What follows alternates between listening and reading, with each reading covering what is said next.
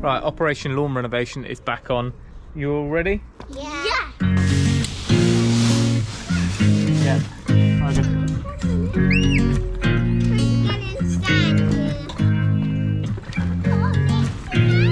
I need you to mix them up like a cake. Don't flick it, mix it. So for our top dressing slash dip filling, we've just gone for normal topsoil and a washed pit sand.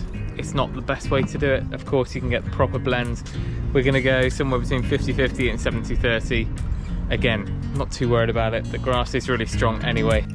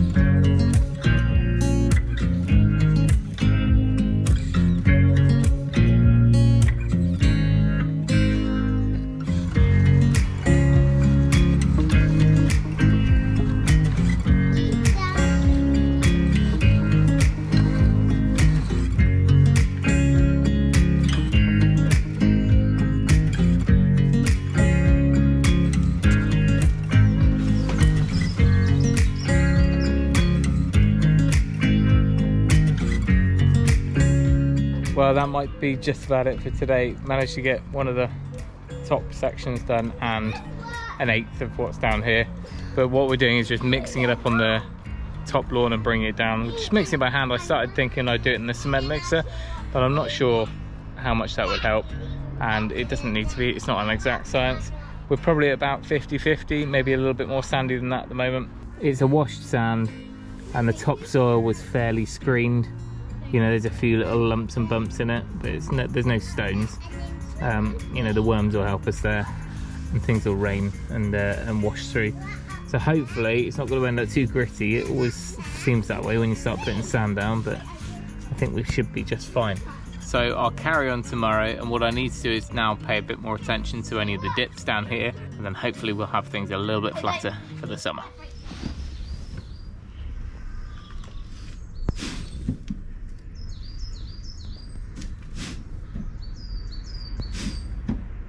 It's another morning, a nice fresh start. It's pretty cold, but once you've dug a few barrows worth of soil, you see warm up.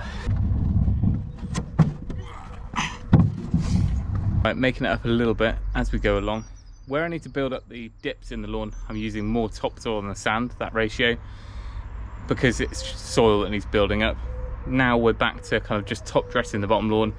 I'm back to kind of somewhere around 70-30, give or take, and then that's just going to give that layer. On top, I've also gone over with a fork. I haven't got a hollow tine aerator or anything like that. Just fork in, a little bit of a wiggle. I don't think it needs it that much, but it can't hurt.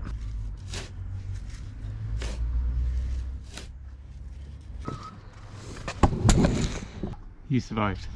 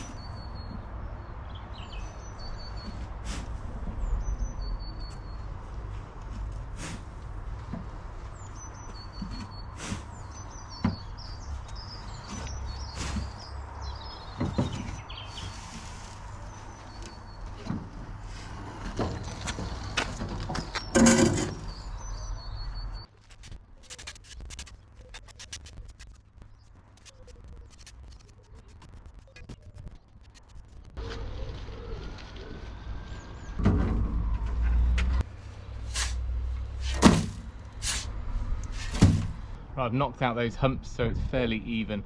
Now what I'm using is just a concrete rake. It's no different from using the back of a rake, and it's a damn sight cheaper and quicker than making up a loop. The other option you can do if you're flattening a lawn is you can just drag a pallet, supposedly, upside down pallet, and it's just the same sort of thing. It's just going to give you an even surface. This is just about wide enough that I can fill any dips and it spreads it out nice and evenly.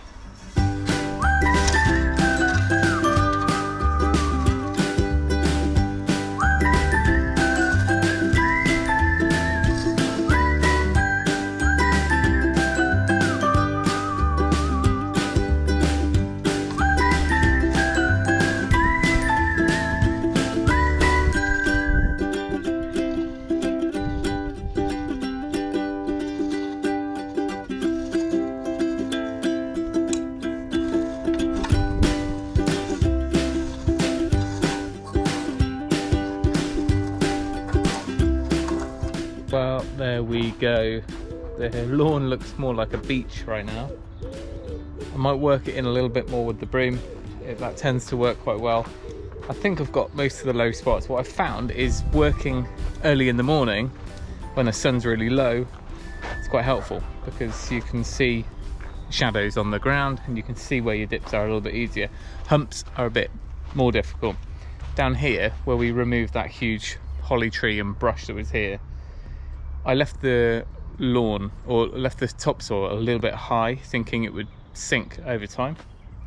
It didn't sink, so there's a mound there, and they're not really very easy to get rid of. Unless you kind of peel back the turf, take away some soil, roll it back again. You're not going to roll it out. It's not like it's going to compact down much more anymore, but hey, it's better than what it was, and I've just filled around it slightly to kind of smooth it out a bit. I'll just show you the top lawns because they're a little bit different from what we've got down here. The side over by the patio isn't too bad. The grass will come back in most of it. I'm obviously overseeding anyway. I've just brought up the level up against our flower bed there and taken out a few more dips. Whereas this side, I would almost say that we're doing a new lawn. Yes, the bits of grass will come up, but I'm going to overseed this much heavier. There's nothing down here at all, apart from a little bit of seed I put down far too early a few weeks back. And over here is soil, so I'm going to put a bit more topsoil down over this area and just start fresh.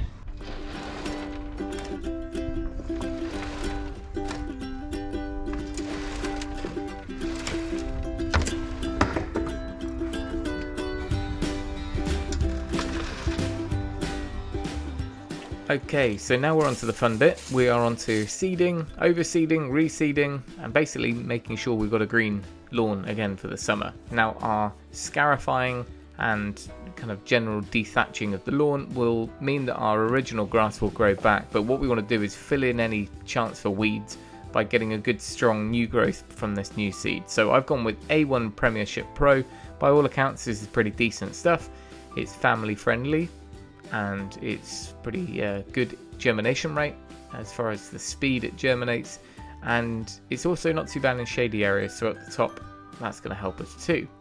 Now I'm using a drop spreader. I think most people use a rotary spreader for this, but I already had a drop spreader, and this is one less chance of kind of flinging it onto your flower beds. So you can really know where you're going with this at least, and you can pretty much see where you've been. I had done some test patches using the correct amount of grams per square meter. That way I could work out my kind of walking pace and the settings needed. But what I also did is came back and went 90 degrees. By going perpendicular to your first run, it's one less chance of missing areas. But I did find that, you know, it's always good to hold back a decent amount because you're going to be feeding the neighborhood's birds and pigeons for the next few weeks with this stuff. Plus it only takes a bit of heavy rain or perhaps wind or something to open up some gaps, so we want to hold some back so we can go in and fill those up afterwards. Now the most important thing when sowing seed is soil contact. You want it kind of in amongst the soil, not just sat on the top. So there's a couple of ways. One is to rake it in and then roll that afterwards, or alternatively, which is what I ended up doing, we can shake some fresh soil over the top, some finely screened soil, which will just make sure that the seed's slightly more covered as well, so less likely to be pigeon food. Now, I think there's a few dips and hollows that I'm just not happy about still, and if I don't do them now, I don't really intend to barrier off the whole lawn again anytime soon. So here, where a tree came out a few years back, we know about our hump. We can't do much about that, but this little hollow here, and also along the side of the astroturf, I just want to build that up with a little bit of topsoil. So just got to smooth out this sort of section here, a little dip over there where the old tree was, and a couple up there.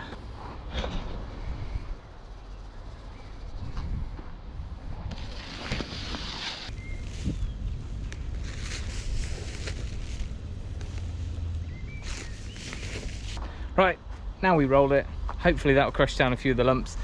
Bearing in mind this topsoil is screened, but nowhere near as much as proper top dressing that you'd buy. There's a few lumps and bumps. You know, the worms and the roller and stuff will sort that out over time. I'm not too worried.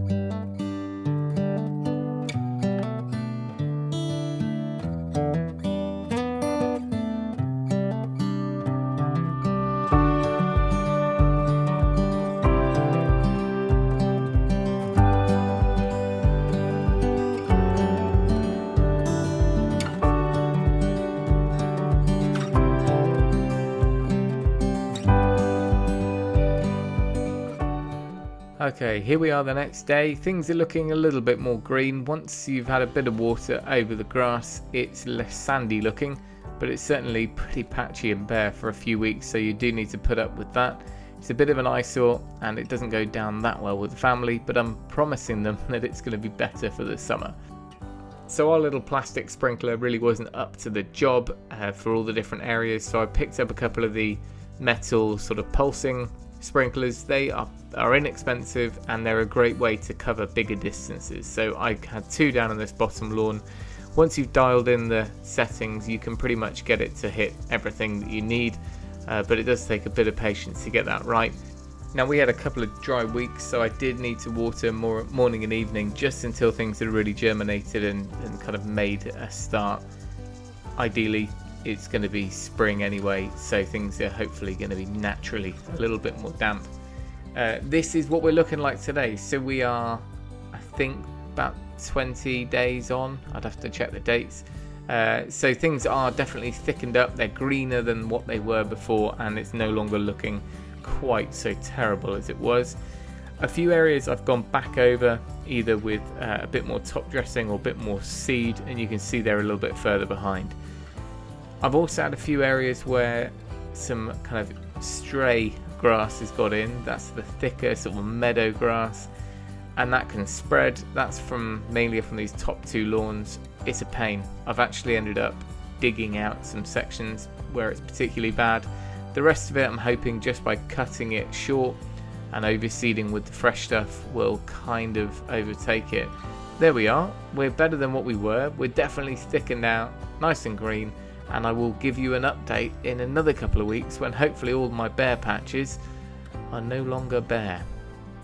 I will leave you with one tip, and that is, if you're impatient like me and you are watching your grass grow, lie down on the floor and it looks a little bit more green than it does out of the bedroom window. Hope you enjoyed that. Any more tips you can share with everyone else, stick them down in the comments, and I will leave a list of everything we've used during this project down in the description so you can head over and find them for yourself. They're affiliate links, so that's another way you can support the channel.